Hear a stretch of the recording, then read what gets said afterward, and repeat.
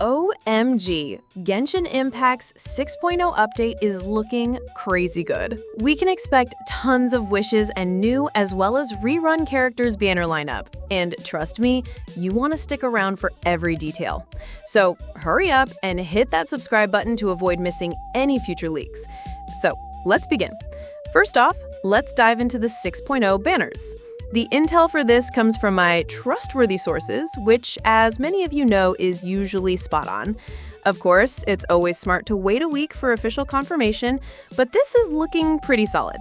According to the latest buzz, we will see Flins and Lauma in 6.0 starting lineup, and as of now, we have seen their gameplay and got hands on the kit information also. They will likely to be featured in Phase 1 of 6.0. Yes, you heard that right. It's kind of like Maviwika and Citlali situation during their first release, but we are getting a new region to explore, so it do make sense. Now, let's talk about Phase 2 of version 6.0.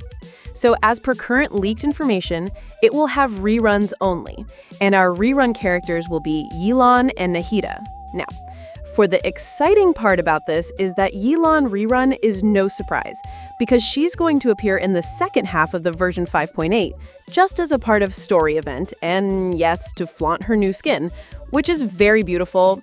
I just love her look. And for Nahida rerun, it's also looking like a decent pick, and her banner also makes sense as we were talking about Lunar Bloom reaction, so her kit might just fit fine with these new characters. Also, traditionally, Archons often show up in the second half. At least they did in Natan. Who knows what pattern they'll follow in Nodcry, but it could really go either way. Personally, I think this lineup can be a little harsh on F2P players, as both new characters in first half is definitely difficult to manage. But just a heads up that the exact phases aren't officially confirmed yet, so we should wait for final announcement. Now for the main question. How much polls one can expect in version 6.0. So as per current information, I can see easy 105 wishes and more for whole 6.0 patch, which is definitely more than the recent patches we have seen.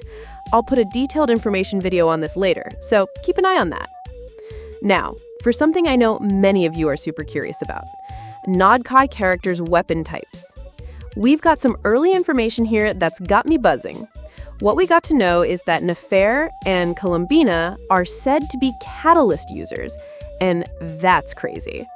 And get this, Yahoda will reportedly use a bow. As for her element, that's still a mystery, unfortunately.